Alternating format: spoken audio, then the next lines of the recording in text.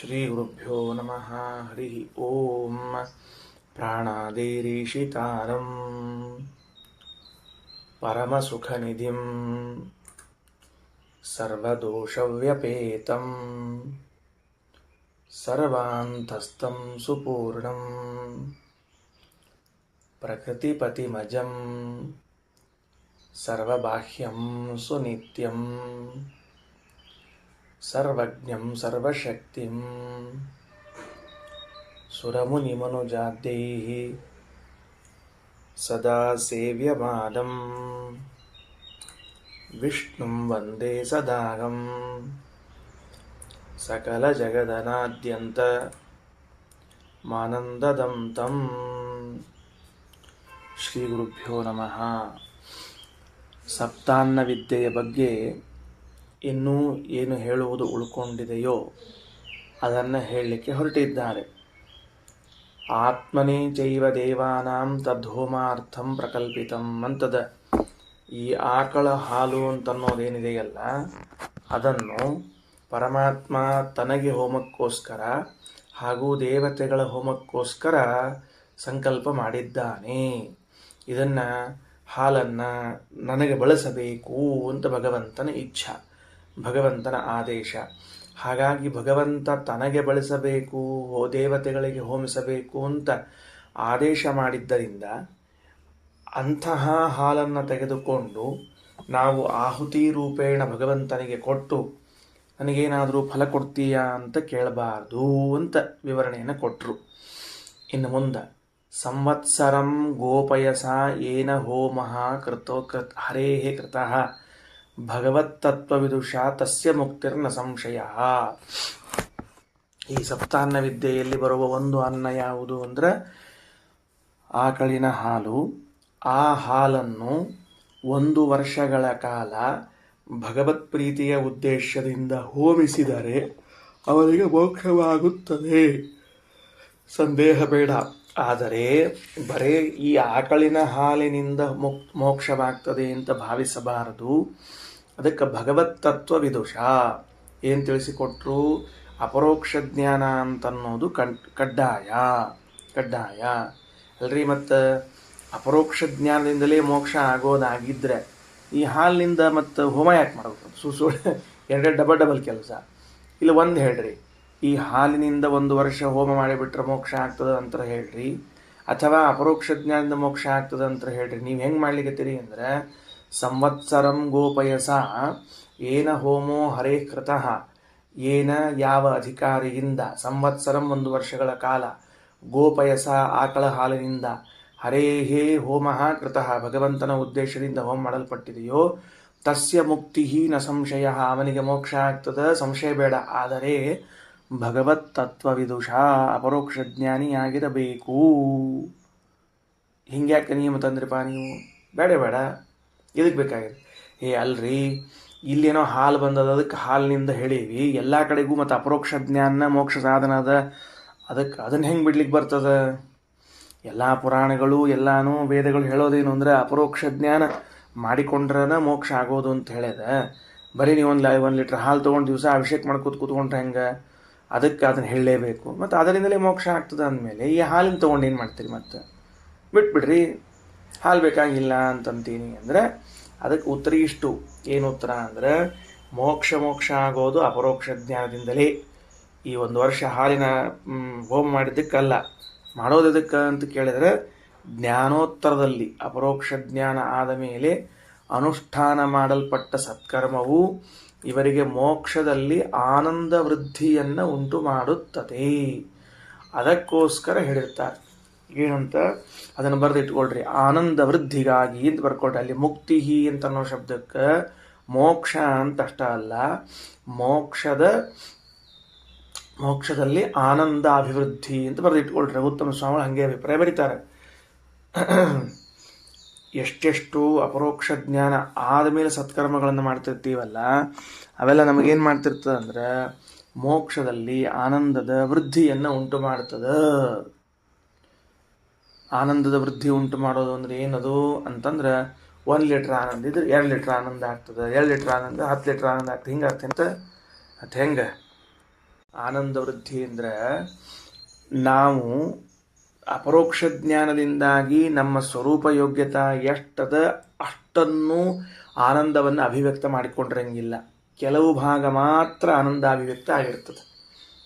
ಈ ಅಪರೋಕ್ಷ ಜ್ಞಾನ ಆಯ್ತು, ಮೋಕ್ಷ ಆಯ್ತು, ಇದರ ಫಲವಾಗಿ ಏನಾಗ್ತದೆ ಅಂದ್ರೆ ನಮ್ಮ ಪೂರ್ಣ ಸ್ವರೂಪ ಅಭಿವ್ಯಕ್ತಿ ಆಗಿರೋದಿಲ್ಲ, ಇನ್ನೂ ಉಳ್ಕೊಂಡು ಬಿಟ್ಟಿರ್ತದೆ. ಯಾವಾಗ ಇಂತಹ ಸತ್ಕರ್ಮಗಳನ್ನು ಆಚರಣೆ ಮಾಡ್ತೀವಿ ಆಗ ಸ್ವರೂಪ ಪೂರ್ಣ ಅಭಿವ್ಯಕ್ತ ಆಗ್ತಾ ಹೋಗ್ತದೆ. ಇಲ್ಲದೆ ಹೋದರೆ ಸ್ವರೂಪ ಅಭಿವ್ಯಕ್ತಿ ಆಗೋದೇ ಇಲ್ಲ, ಪೂರ್ಣ ಅಭಿವ್ಯಕ್ತಿ ಆಗೋದೇ ಇಲ್ಲ.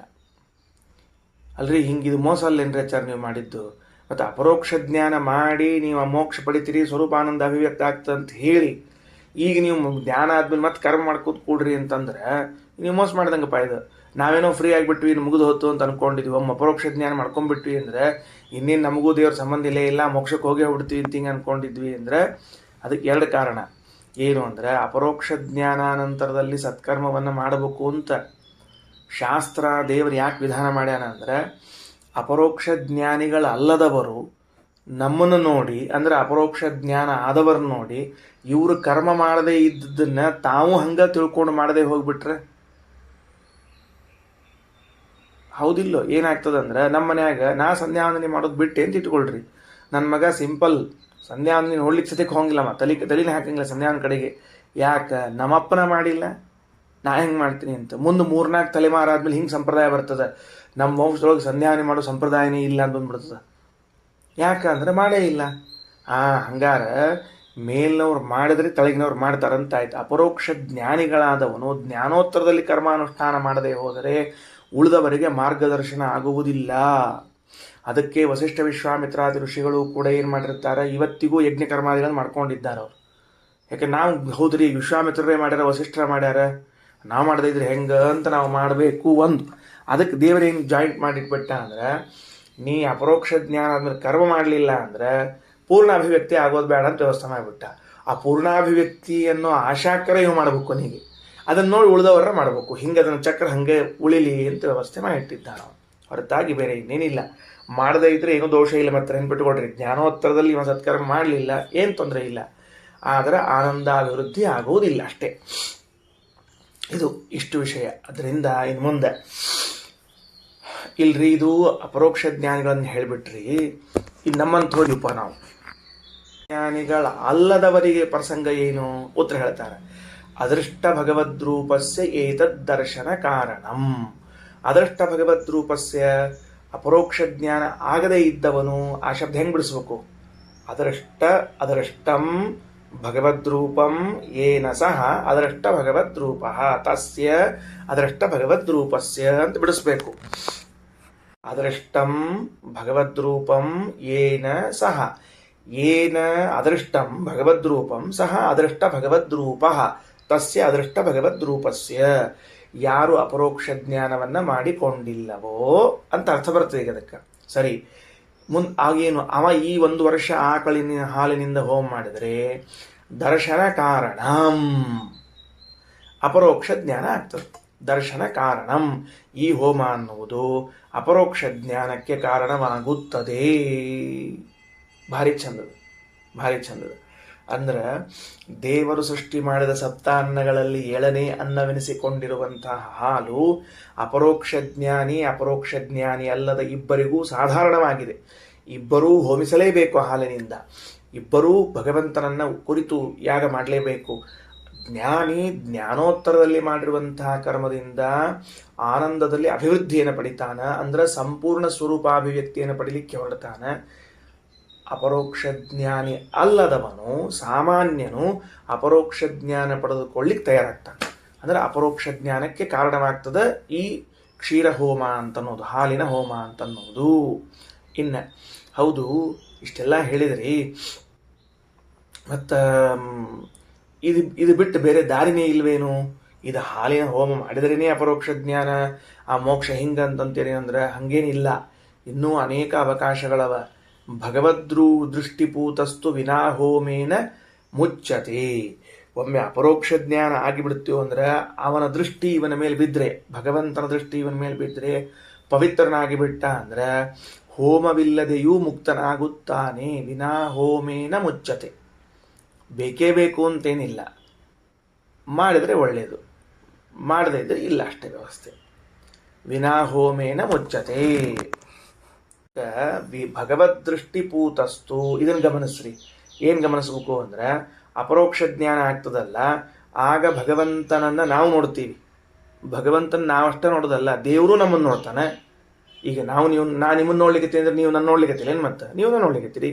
ಹಂಗಿದ್ದಾಗ ನಾನು ಭಗವಂತನನ್ನು ಕಂಡದ್ದಕ್ಕೆ ನನಗೆ ಫಲ ಏನು ಅಂದ್ರೆ ಮೋಕ್ಷ. ಭಗವಂತ ನನ್ನ ಕಂಡದ್ದಕ್ಕೆ ಭಗವಂತಗಲ್ಲ, ನನಗೇನು ಫಲ?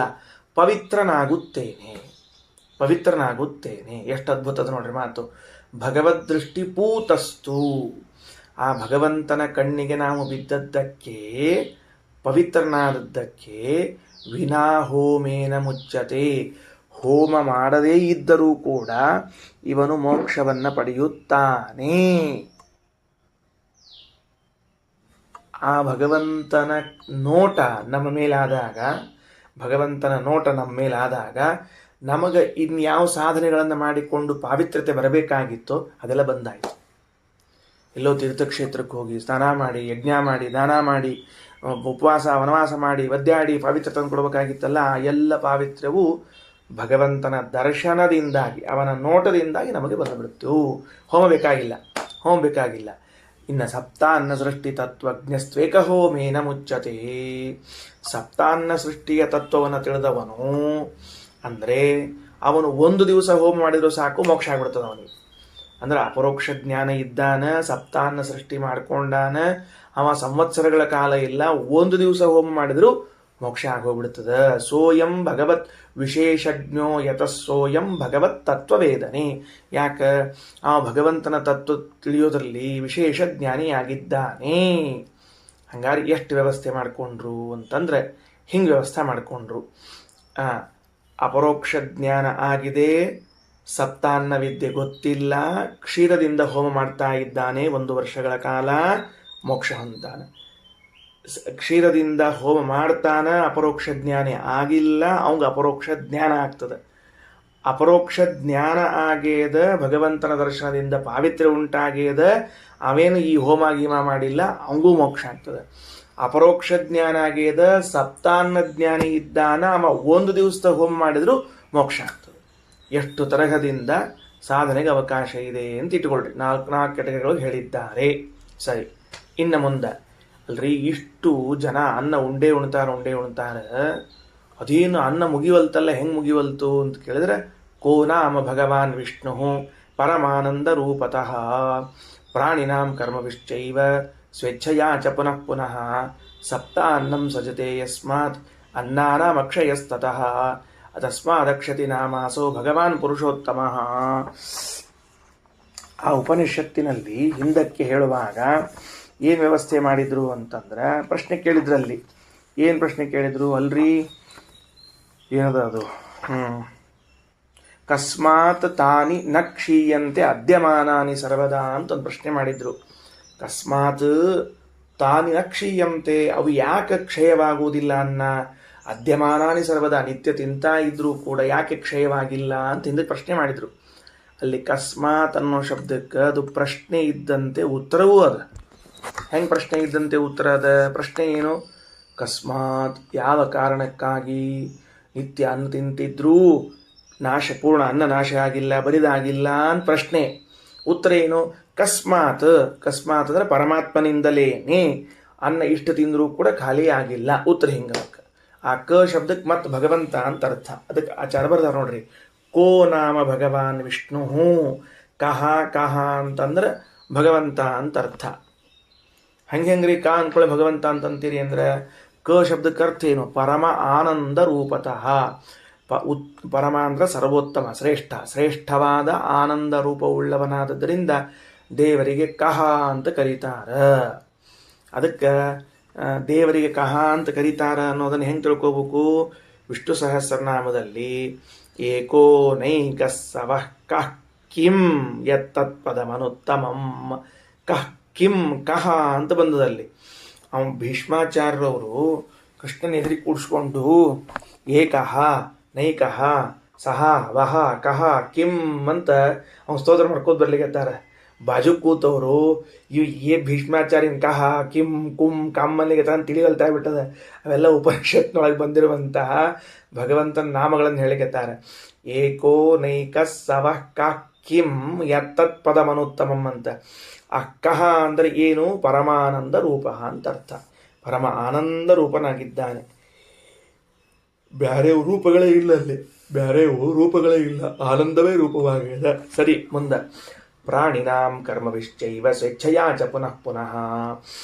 ನಮ್ಮ ಕರ್ಮದಿಂದ ಭಗವಂತನ ಇಚ್ಛೆಯಿಂದ ಮತ್ತೆ ಮತ್ತೆ ಸಪ್ತಾಹಗಳನ್ನು ಸೃಷ್ಟಿ ಮಾಡ್ತಾನೆ ಪರಮಾತ್ಮ. ಅದಕ್ಕೆ ಅರ್ಥ ಏನಾಯಿತು? ಭಗವಂತನ ಇಚ್ಛಾ ಎಂಬುದನ್ನು ಒಂದು ಕಡೆ ಇಟ್ಕೊಳ್ರಿ, ಬೇಕೇ ಬೇಕು, ಎಲ್ಲದಕ್ಕೂ ಸಾಧಾರಣ, ಬಿಡ್ಲಿಕ್ಕೆ ಬರೋದೇ ಇಲ್ಲ ಅದನ್ನು. ಇನ್ನು ಅನ್ನ ತಿನ್ನಲಿಕ್ಕೆ ನಮ್ಮ ಕರ್ಮವೂ ಕಾರಣ ಅಂತ ಹೇಳ್ಯಾರ. ಅಂದರೆ ಇವತ್ತು ಈ ಅನ್ನ ತಿಂದೀವಿ ಅಂದರೆ ಇವತ್ತಿಂಥ ಕರ್ಮ ಮಾಡಿದ್ವಿ ಅಂತ ಅರ್ಥ ಬೇಕು. ಇವತ್ತ ಅಂತಲ್ಲ, ಹಿಂದೆ ಇಂತಹ ಕರ್ಮ ಮಾಡಿದ್ವಿ, ಅದಕ್ಕೆ ಇವತ್ತಿನ ದಿವಸ ಈ ಅನ್ನ ಉಂಡೀವಿ. ನನ್ನ ಕರ್ಮವು ನನ್ನ ಅನ್ನ ಉಣ್ಣುವಿಕೆಗೆ ಕಾರಣವೆನಿಸಿದೆ. ಆರಿದನ್ನ ಬಂತು ಅಂತ ಇಟ್ಕೊಳ್ರಿ. ಆರಿ ಹೋದ ಅನ್ನ ಉಣ್ತಾ ಇದ್ದೀವಿ ಅಂದರೆ ಅಂಥ ಕರ್ಮ ಮಾಡಿದ್ವಿ. ಬಿಸಿ ಬಿಸಿ ಬಿಸಿ ಬಿಸಿ ಅಡಿಗೆ ಮಾಡಿ ಊಟಕ್ಕೆ ಹಾಕಿದ್ರು ಅಂದರೆ ಅಂಥ ಕರ್ಮ ಮಾಡಿದ್ವಿ ಅಂತ ಅರ್ಥ. ಎಲ್ಲರಿಗೂ ಚಲೋ 2 ಸರ್ತಿ 3 ಸರ್ತಿ ಎಲ್ಲ ಬಂದು ನಮಗೆ 1 ಸರ್ತಿನೂ ಅನ್ನ ಹುಳಿ ಬರಲಿಲ್ಲ ಅಂತಂದ್ರೆ ಅಷ್ಟು ಚಂದ ಕರ್ಮ ಮಾಡಿದ್ವಿ ಅಂತ ಅರ್ಥ. ಅದ ಸಾಲಿನಾಗ ಕೂತಿರ್ತೀವಿ, ಎಲ್ಲರಿಗೂ 2 ಸಲ 3 ಸಲ ಬಂದಿರ್ತದೆ, ನಮಗೆ 1 ಸರ್ತಿನೂ ಬಂದಿರಂಗಿಲ್ಲ. ಯಾಕೆ? ಅಷ್ಟು ಚಂದ ಕರ್ಮದ ನಮ್ಮದು ಅಂತ ಅರ್ಥ.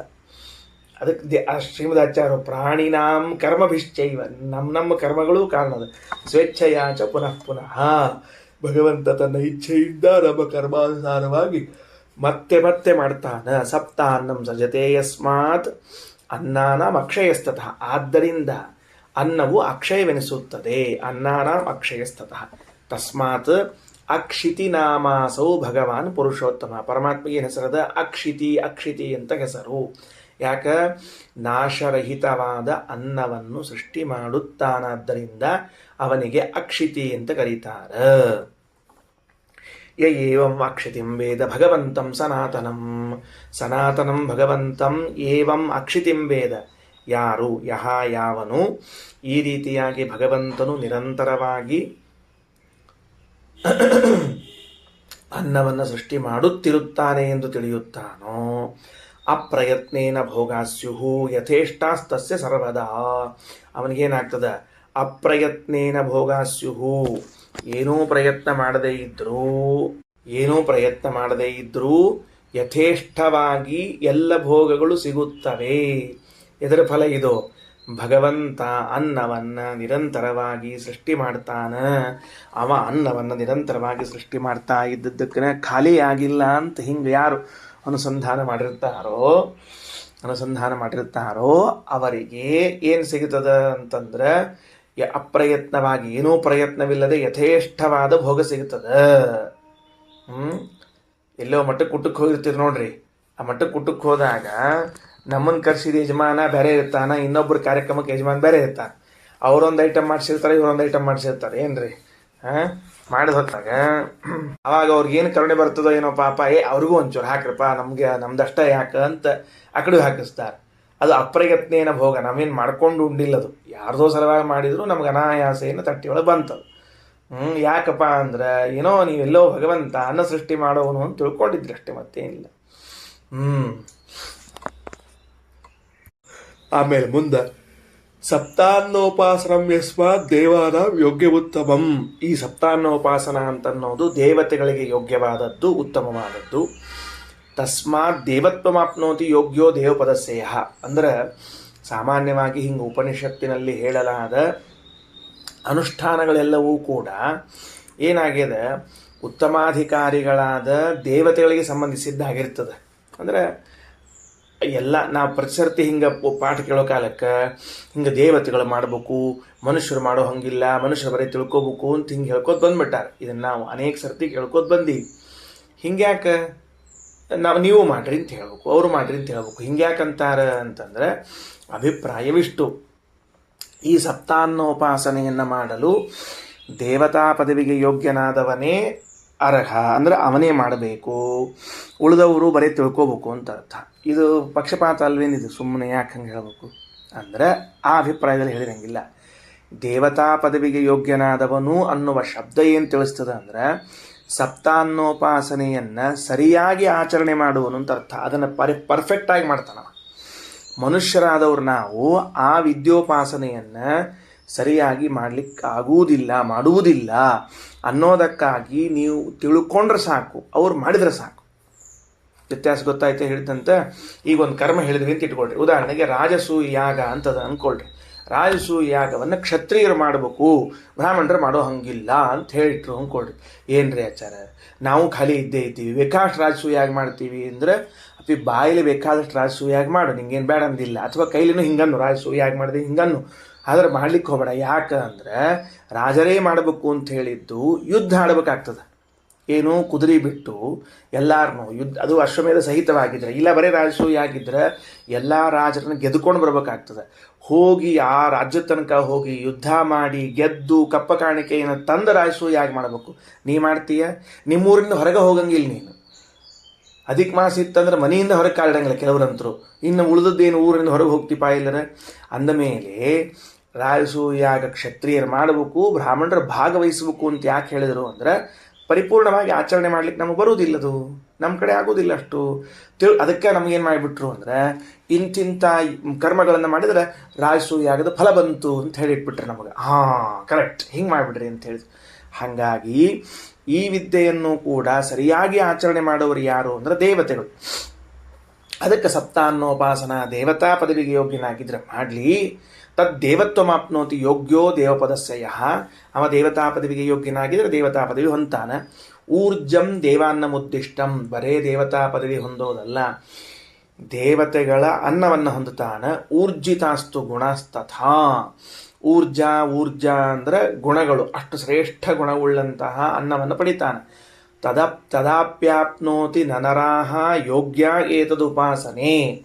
ಏನ್ರಿ ಮನುಷ್ಯರಿಗೆ ಆ ಅನ್ನದ ಗುಣಗಳೇನಾಗ್ಯಾವ, ಉತ್ಕೃಷ್ಟ ಆಗ್ಯಾವ. ದೇವ ಪದವಿಗೆ ಯೋಗ್ಯನಾದವನು ದೇವತೆಗಳ ಜೊತೆಗೆ ಆ ದೇವತಾ ಪದವಿಯ ಜೊತೆಗೆ ಅನ್ನವನ್ನು ಪಡಿತಾನೆ.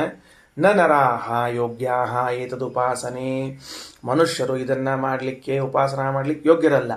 ಮತ್ತೇನು ಮಾಡಬೇಕು ಅಂದ್ರೆ ಜ್ಞಾನ ಮಾತ್ರೇಣ ದೇವಾನಾಂ ಸಾಮೀಪ್ಯಂ ಪ್ರಾಪ್ನುವಂತಿದೆ ಇತಿ ನಾರಾಯಣೀಯೇ.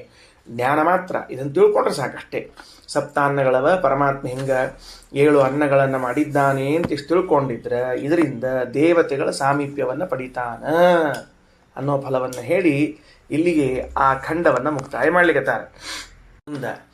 ಈಗ ಈ ಸಪ್ತಾನ್ನೋಪಾಸಕನ ವಿಷಯವನ್ನು ಮತ್ತೆ ಮುಂದುವರಿಸ್ತಾರೆ. ಏನು ಮುಂದುವರಿಸ್ತಾರ ಅಂತಂದ್ರೆ, ಆ ಸಪ್ತಾನ್ನೋಪಾಸಕ ಏನಿದ್ದಾನ ಆತ ದೇವತೆಯಾಗಿದ್ದರೆ ಅಥವಾ ಅಪರೋಕ್ಷ ಜ್ಞಾನಿಯಾಗಿದ್ದರೆ ಅಥವಾ ಉತ್ತಮನಾಗಿದ್ದರೆ ಅವನ ಸಾಧನೆಗಳು ಹೇಗೆ ನಡೀತಿರ್ತದ ಅಂತ ಒಂದು ದೃಷ್ಟಾಂತ. ಮತ್ತು ಅಂದ್ರೆ ಮುಂದಿನ ವಿಷಯ ಅವನು ಈ ಭೂಮಿಯಲ್ಲಿ ಇಲ್ಲದೇ ಹೋದರೂ ಅವನ ಹೆಸರಿನಲ್ಲಿ ಸಾಧನೆ ಆಗ್ತಿರ್ತದಂತೆ. ನೋಡಿ, ಸಪ್ತಾನ್ನೋಪಾಸಕ ಜ್ಞಾನಿ ಏನಿದ್ದಾನ ಈತ ಅವ ಏನೋ ಕರ್ಮ ಬಂತು, ದೈವದಿಂದ ಅವ ಮರಣ ಹೊಂದಿದ ಅಂತ ಇಟ್ಕೊಳ್ರಿ. ಮರಣ ಹೊಂದಿದ ಮೇಲೆ ಅವ ಬೇರೆ ಲೋಕಕ್ಕೆ ಹೋದರೂ ಕೂಡ ಅವನ ಹೆಸರಿನಲ್ಲಿ ಈ ಲೋಕದಲ್ಲಿ ಇನ್ನೂ ಕರ್ಮಗಳಾಗ್ತಿರ್ತಾವಂತ. ಇದು ಹೆಂಗ್ರಿ, ಏನು ಕಥೆ ಇದು ಅಂತಂದ್ರೆ ಇದೊಂದು ವಿಷಯ. ಇದನ್ನು ಸಮರಿ ಹೇಳ್ಬಿಡ್ತೀನಿ ಕೇಳ್ರಿ ಚೆಂದಾಗಿ. ಏನು ಸಮರಿ ಅಂತಂದ್ರೆ, ನಾವೆಲ್ಲ ನಮ್ಮ ಮಕ್ಕಳನ್ನು ಪಡೆಯುವ ಉದ್ದೇಶ ಏನು ಅಂತನ್ನೋದನ್ನು ಈ ಘಟ್ಟದಲ್ಲಿ ಹೇಳಿಕ್ಕೆ ಹೊರಟಾರೆ. ಇದು ಸಪ್ತಾನ್ನ ಉಪಾಸಕನಿಗೆ ಪ್ರಧಾನವಾಗಿ ಸೇರಿದ್ದು, ಅಪ್ರಧಾನವಾಗಿ ನಮ್ಮೆಲ್ಲರಿಗೂ ಹೌದು. ನಾವ್ಯಾಕೆ ಮಕ್ಕಳನ್ನು ಪಡಿಬೇಕು ಅಂತಂದ್ರೆ, ಏನೋ ಜಗತ್ತೊಳಗೆ ಜಾಗ ಖಾಲಿ ಅದ, ಸೈಟ್ಗಳು ಖಾಲಿ ಬಿದ್ದಾವ, ಅವರು ಒಂದು ಮನೆ ಕಟ್ಕೊಳ್ಳಿ, ಆ ಬಾಜುಕಿನ ಜಾಗ ಖಾಲಿ ಅದ, ಅವ್ರ ಮಕ್ಕಳನ್ನ ಹರ್ಕೊಂಡು ಅಲ್ಲಿ ಮನೆ ಕಟ್ಕೊಳ್ಳಿ, ಹಿಂಗೆ ಸಂಸಾರ ಬೆಳೆಸ್ಕೋತ ಹೋಗ್ಬೇಕು ಅಂತನ್ನೋ ಉದ್ದೇಶದಿಂದ ಅಲ್ಲ. ಮತ್ತೇನು ಅಂದ್ರೆ, ಈಗ ನನ್ನ ಸಾಧನೆ ಆಗಬೇಕಾಗಿದೆ ಅಂದರೆ ನಾನು ಕಡಿಮೆ ಅಂದರೆ ಒಂದು 10 ಜನ್ಮ ಬರಬೇಕಾಗಿದೆ ಅಂತ ಇಟ್ಕೊಳ್ರಿ. ಇಲ್ಲಿ ಬಂದು ಕರ್ಮ ಮಾಡಬೇಕು, ನೆಕ್ಸ್ಟ್ ಜನ್ಮ, ಅದ್ರ ಮುಂದಿನ ಜನ್ಮಗಳಲ್ಲಿ ಬಂದು ಕರ್ಮಗಳನ್ನು ಮಾಡಬೇಕು. ಆದರೆ ನಾನು ಸಂತಾನವನ್ನು ಪಡೆದು ಆ ಸಂತಾನಕ್ಕೆ ಸಂಸ್ಕಾರಗಳನ್ನು ಕೊಟ್ಟು ಸುಶಿಕ್ಷಿತನನ್ನಾಗಿ ಮಾಡಿಬಿಟ್ರೆ ಅವನು ಕರ್ಮಗಳನ್ನು ಮಾಡ್ತಾ ಇದ್ದ ಅಂದರೆ ಅದೆಲ್ಲವೂ ನನ್ನ ಕರ್ಮಗಳು ಎನಿಸಿಕೊಳ್ಳುತ್ತದೆ. ಶಾಸ್ತ್ರ ಈ ದೃಷ್ಟಿ ಹೇಳಿರುತ್ತದೆ, ಅದು ನನ್ನ ಕರ್ಮ ಎನಿಸಿಕೊಳ್ಳುತ್ತದೆ. ಅಷ್ಟೇ ಅಲ್ಲ, ಆ ಸುಶಿಕ್ಷಿತನಾದ ಮಗ ಧಾರ್ಮಿಕನಾಗಿದ್ದು ಕರ್ಮಗಳನ್ನು ಮಾಡ್ತಾ ಇದ್ರೆ ಒಂದೊಮ್ಮೆ ನನ್ನ ಜೀವನದಲ್ಲಿ ಏನಾದರೂ ಲೋಪದೋಷಗಳು ಬಂದಿದ್ದಿದ್ರೆ ಕರ್ಮ ಮಾಡುವಾಗ ಮತ್ತೊಂದು ಮಾಡುವಾಗ ಅದನ್ನೆಲ್ಲವನ್ನೂ ಪರಿಹಾರ ಮಾಡ್ತಾನೆ ಅವ ಕರ್ಮಗಳನ್ನು ಮಾಡಿ. ಎಂಥದ್ದು! ಅದಕ್ಕೆ ನಾವು ನಮ್ಮ ಮಕ್ಕಳನ್ನು ಸಂಸ್ಕಾರವತರನ್ನಾಗಿ ಮಾಡಿ, ಅವರಿಗೆ ಆಸ್ತಿಕರನ್ನಾಗಿ ಮಾಡಿ, ಅವರನ್ನು ಶಿಕ್ಷಿತರನ್ನಾಗಿ ಮಾಡಬೇಕು. ಅದು ಏನು ಅಂದರೆ, ನಾನು ಇಲ್ಲಿಂದ ಲೋಕಾಂತರಕ್ಕೆ ಹೋದಾಗಲೂ ಕೂಡ ನನ್ನ ಹೆಸರಿನಲ್ಲಿ ಇನ್ನೂ ಅಕೌಂಟ್ ಚಾಲ್ತಿಯೊಳಗೆ ಇರ್ತದೆ. ಅದನ್ನು ಕ್ಲೋಸ್ ಮಾಡಿರಂಗಿಲ್ಲ, ಅಕೌಂಟ್ ಕ್ಲೋಸ್ ಮಾಡಿರಂಗಿಲ್ಲ ದೇವರು. ನೋಡಿ ಎಂಥ ಅನುಗ್ರಹ ಮಾಡ್ಯಾನ ದೇವರು, ಪರಮಾನುಗ್ರಹ. ನಾವು ಹೋಗೋ ಕಾಲಕ್ಕೆ, ನಾವು ಇರೋ ಕಾಲಕ್ಕೆ ನಮ್ಮ ಮಕ್ಕಳನ್ನ ಚಂದ ತಯಾರು ಮಾಡಿ ಅವ್ರಿಗೆ ಅಷ್ಟು ಸಂಧ್ಯಾವಂದನೆ ದೇವ್ರ ಪೂಜೆ ಏನು ಬರ್ತದೆ ನಮಗೆ ಅದಷ್ಟು ಹೇಳಿ, ನೋಡಪ್ಪ ನೀ ಮಾಡ್ಕೋತಿರು ಅಂತ ಇಷ್ಟು ಹೇಳಿಬಿಟ್ರೆ ಸಾಕು. ಕೊನೆಗೇನು ಹೇಳಬೇಡ್ರಿ, ನಾನು ಪಾಠಕ್ಕೆ ಹೋಗ್ತಿದ್ದೆ ನೀನು ಒಂದಿಷ್ಟು ಪಾಠಕ್ಕೆ ಹೋಗ್ತಿರು ಅಂತ ಇಷ್ಟು ಹೇಳಿಬಿಟ್ರೆ ಸಾಕು ಮಕ್ಕಳಿಗೆ. ಕೊನೆಗೆ ನಾ ಅಂತರೂ ಪಾಠಕ್ಕೆ ಹೋಗೀನಿ, ನೀನು ಒಂದಿಷ್ಟು ಪಾಠಕ್ಕೆ ಹೋಗ್ತಿರು ಅಂತ ಇಷ್ಟು ಹೇಳಿ ಸಾಕು. ಅವಂಗೆ ಅದೇನು ಅವನ ಅಕೌಂಟ್ನಾಗ ಏನು ಜಮಾ ಆಗ್ತಿರ್ತದೆ ಅದಷ್ಟು ನಿಮ್ಮ ಅಕೌಂಟಿಗೆ ಬರ್ತದೆ. ಜಾಯಿಂಟ್ ಅಕೌಂಟ್ ಅದು ತಿಳಿತಾ ಹೇಳಿದ್ದು. ನೋಡ್ರಿ ಈಗ ಅದು ಆ ವಿಷಯವನ್ನು ಹೇಳಿಕೊಳ್ತಾರೆ. 2 ಅಂಶ. ಒಂದು, ನಾವು ಅನೇಕ ಜನ್ಮಗಳಲ್ಲಿ ಬಂದು ಕರ್ಮ ಮಾಡಿ ಏನನ್ನು ಪಡೆಯಬೇಕಾಗಿದೆಯೋ ಅದೆಲ್ಲವೂ ಕೂಡ ಒಂದೇ ಜನ್ಮದಲ್ಲಿ ಪಡಲಿಕ್ಕೆ ಸಾಧ್ಯ ಇದೆ. ಹೆಂಗೆ ಅಂದರೆ, ನಮ್ಮ ಮಕ್ಕಳನ್ನು ನಾವು ಸಂಸ್ಕಾರಯುತರಾಗಿ, ಆಸ್ತಿಕರನ್ನಾಗಿ, ಶಿಕ್ಷಿತರನ್ನಾಗಿ ಮಾಡಿದ್ರೆ ಸಾಕು. ಲೌಕಿಕ ಶಿಕ್ಷೆ ಹೇಳಿಕತಿಲ್ಲ ಶಾಸ್ತ್ರ, ವೇದೋಕ್ತವಾದ ಕರ್ಮಾನುಷ್ಠಾನಗಳ ಬಗ್ಗೆ ಹೇಳ್ತಾ ಅದ. ಏನು ಹೇಳಬೇಕು ಅಪ್ಪ ಮಗಗ ಏನು ಮಾಡಬೇಕು ಅಂದ್ರೆ ತಗೊಳ್ರಿ ವಿಶೇಷದ ನೋಡ್ರಿ. ಅಥ ತ್ರಯೋಭಾವಲೋಕಾ ಮನುಷ್ಯಲೋಕ ಪಿತೃಲೋಕೋ ದೇವಲೋಕ ಇತಿ. ತ್ರಯೋಭಾವಲೋಕಾ 3 ಲೋಕಗಳವ. ಯಾವುದು ಅಂದರೆ ಮನುಷ್ಯಲೋಕ, ಪಿತೃಲೋಕ, ದೇವಲೋಕ. ಇದು 3. ಏನಂಗಂದ್ರೆ ಅಂದರೆ ಮನುಷ್ಯಲೋಕ ಅನ್ನೋ ಶಬ್ದಕ್ಕೆ ಮನುಷ್ಯಲೋಕದಲ್ಲಿ ಪಡೆಯಬಹುದಾದ ಸುಖಗಳು ಅಂತ ಅರ್ಥ. ಪಿತೃಲೋಕ ಅಂದರೆ ಪಿತೃಲೋಕಗಳಲ್ಲಿ ಪಡೆಯಬಹುದಾದ ಸುಖಗಳು ಅಂತ ಅರ್ಥ. ದೇವಲೋಕ ಅಂದರೆ ದೇವಲೋಕದಲ್ಲಿ ಪಡೆಯಬಹುದಾದ ಸುಖಗಳು ಅಂತ ಅರ್ಥ. ಗೊತ್ತಾಯ್ತಾ ಏನಂತ ಹೇಳಿದ್ದು? ನಾವೇನಂತೀವಿ ವ್ಯವಹಾರದ ನೋಡ್ರಿ, ಅಮೇರಿಕಾ ಅಂತ ಇಷ್ಟಂದ್ವಿ. ಅಮೇರಿಕಾ ಅಂತ ಇಷ್ಟಂದ ಕೂಡಲೇ ಬರೀ ದೇಶ ಅಂತ ಇಷ್ಟ ತಲೆಗೆ ಬರ್ತೇನು? ಅಲ್ಲಿರುವ ಎಲ್ಲ ಸೌಲಭ್ಯಗಳು ನಮ್ಮ ತಲೆಯಲ್ಲಿ ಬರ್ತದೋ ಇಲ್ಲೋ? ಬಂದೇ ಬರ್ತದೆ. ನೀ ಏನಪ್ಪ ಅಮೇರಿಕಾದಾಗ ಇರ್ತಿ ಅಂತ ಹಿಂಗೆ ಅಂತಿರ್ತಾನೆ ಅವ ಅಂತಿರ್ತಾನೆ, ಅಲ್ಲಿ ಗೊತ್ತಾಗ್ತದೆ ಅಂತ ಅವ ಅಂತಿರ್ತಾನೆ. ಇಲ್ಲಿ ಕೂತವಂಗ ಅವ ನೀ ಎಷ್ಟು ಆರಾಮಿದ್ದೀವೋ ಮಾರಾಯ ಭಾರತದಾಗಿದ್ದಿಂತೀವ ಅಂತಿರ್ತಾನೆ. ಯಾಕಂದ್ರೆ ಇಲ್ಲಿ ಎಲ್ಲಿ ಬೇಕಲ್ಲಿ ಕಸ ಚೆಲ್ಲಬಹುದು, ಎಲ್ಲಿ ಬೇಕಲ್ಲಿ ಉಗುಳಬಹುದು, ಎಲ್ಲಿ ಬೇಕಲ್ಲಿ ಹೊಲಸು ಮಾಡ್ಬೋದು. ಇಲ್ಲಿ ಯಾರೂ ಕೇಳೋದಿಲ್ಲ. ಇಲ್ಲಿ ರೋಡ್ನ್ಯಾಗ ಕಾಲು ಚಾಚ್ಕೊಂಡು ಮಲ್ಕೋಬೋದು, ಇಲ್ಲಿ ಯಾರೂ ಕೇಳೋದಿಲ್ಲ. ಇಲ್ಲಿ ರೋಡ್ನ್ಯಾಗ ಕೆಲವರು ಕಿವಿ ಕಣ್ಣು ಮುಚ್ಚಿ ಒದರ್ಬಹುದು, ಯಾರು ಇದು ಪ್ರಶ್ನೆ ಮಾಡೋ ಹಂಗಿಲ್ಲ. ಅಲ್ಲಿ ಹೆಂಗೆ ಮಾಡಿದರೆ ಡಣ್ ಅಂತ ಸೀದಾ ಅಲ್ಲೇ ಕಳಿಸ್ಬಿಡ್ತಾರೆ, ಪ್ರಾರ್ಥನಾ ಮಾಡೋ ಜಾಗಕ್ಕೆ ಕಳಿಸ್ಬಿಡ್ತಾರೆ. ಹಿಂಗಾಗಿ ಆ ಲೋಕಗಳು ಅಂದಾಗ ಆ ಲೋಕದ ಸುಖ ತಲೆಗೆ ಬರ್ತಿರ್ತದೆ ನಮಗೆ.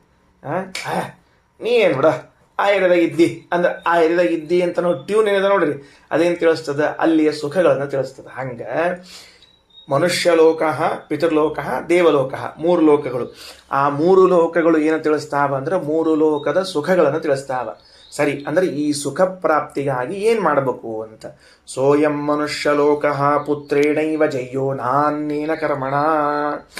ಸೋಯಂ ಮನುಷ್ಯಲೋಕ, ಇದೇನು ಮನುಷ್ಯಲೋಕದ ಸುಖಗಳು ಅಂತಿವೆಯೋ, ಮನುಷ್ಯಲೋಕದ ಸುಖಗಳು ಅಂತಿವೆಯಲ್ಲ, ಈಗ ನೀವು ಒಂದು ಸ್ವಲ್ಪ ವಿಚಾರ ಮಾಡಿರಿ. ಏನು ವಿಚಾರ ಮಾಡಿರಿ? ದೇವರ ಅನುಗ್ರಹ ಅಂತ ಇಟ್ಕೊಳ್ರಿ, ಅದಂತರೂ ಇಂಟು ಬ್ರಾಕೆಟ್ ಒಳಗೆ ಇರಲೇಬೇಕು. ಒಂದು ಮನೆ ಇದೆ, ಹೆಂಡತಿ ಇದ್ದಾರೆ, ಮಕ್ಕಳಿದ್ದಾರೆ, ಕಣ್ತುಂಬ ನಿದ್ದೆ ಆಗ್ತದೆ, ಹೊರತುಂಬ ಊಟ ಆಗ್ತದೆ, 4 ಜನ ಮಿತ್ರರಿದ್ದಾರೆ. ಸಣ್ಣ ಪುಟ್ಟದ ಸಮಸ್ಯೆಗಳನ್ನು ಎತ್ತಿಟ್ಬಿಡ್ರಿ, ಉಳಿದದ್ದು ಎಲ್ಲ ನೋಡ್ರಿ ನೀವೆಲ್ಲ. ಇದೇನಿದೆ ಇದು ಮನುಷ್ಯ ಲೋಕದ ಸುಖ ಅಂತೇನು ಕರ್ಸ್ಕೋತದೆ, ಇದೆಲ್ಲ ಸಾಕಷ್ಟು ಹಣ ಮಾಡ್ಕೊಂಡಿವಿ, ನಮಗೆ ಎಷ್ಟು ಬೇಕಷ್ಟು ಹಣ ಮಾಡಿಟ್ಕೊಂಡಿವಿ. ಇದೇನು ಮನುಷ್ಯ ಲೋಕದ ಸುಖ ಅಂತದ, ಇದು ಎಲ್ಲಿಂದ ಹೊಂದಲಿಕ್ಕೆ ಸಾಧ್ಯ ಆಗ್ತದೆ? ಪುತ್ರೇಣೈವ ಜಯ್ಯ ನಾನೇನ ಕರ್ಮಣ. ಅಂದರೆ ಮಗನಿಂದ ಅಥವಾ ಶಿಷ್ಯನಿಂದ ಪಡೆಯಬೇಕು ಅಂತ ಬರೀತಾರೆ. ಯಾಕೆ ಶಿಷ್ಯ ಬಂದ ಅಂತ ಆಮೇಲೆ ಹೇಳ್ತೀನಿ. ಗುರುಗಳಿಗೆ ಶಿಷ್ಯರಿರ್ತಾರಲ್ಲ, ಅವರು ಮಾಡುವ ಕರ್ಮಗಳಿಂದ ಗುರುಗಳಿಗೆ ಲಾಭ ಆಗ್ತದೆ, ಮಗ ಮಾಡುವ ಕರ್ಮದಿಂದ ಅಪ್ಪನಿಗೆ ಲಾಭ ಆಗ್ತದೆ. ಸರಿ, ಮುಂದೆ ಕರ್ಮಣ ಪಿತೃಲೋಕ ವಿವರಣೆ ಮಾಡ್ತೀನಿ ಆಮೇಲೆ. ಕರ್ಮಣ ಪಿತೃಲೋಕ, ಕರ್ಮದಿಂದ ಅಂತಂದ್ರೇನು? ಜ್ಯೋತಿಷ್ಠೋಮಾದಿ ಕರ್ಮಗಳೇನವ, ಈ ಕರ್ಮದಿಂದ ನಾವು ಪಿತೃಲೋಕಗಳನ್ನು ಹೊಂದಲಿಕ್ಕೆ ಸಾಧ್ಯ ಆಗ್ತದೆ. ಇನ್ನು ವಿದ್ಯೆಯ ದೇವಲೋಕ, ತತ್ವಜ್ಞಾನದಿಂದಾಗಿ ದೇವಲೋಕವನ್ನು ಪಡೆಯಲಿಕ್ಕೆ ಸಾಧ್ಯ ಆಗ್ತದೆ. ದೇವಲೋಕೋ ವೈ ಲೋಕಾನಾಂ ಶ್ರೇಷ್ಠ, ದೇವಲೋಕವು ಎಲ್ಲ ಲೋಕಗಳಲ್ಲಿ ಶ್ರೇಷ್ಠವೆನಿಸಿದ್ದು. ತಸ್ಮಾತ್ ವಿದ್ಯಾಂ ಪ್ರಶಂಸಂತಿ, ಆದ್ದರಿಂದ ವಿದ್ಯೆಯನ್ನು ಪ್ರಶಂಸಿಸುತ್ತಾರೆ.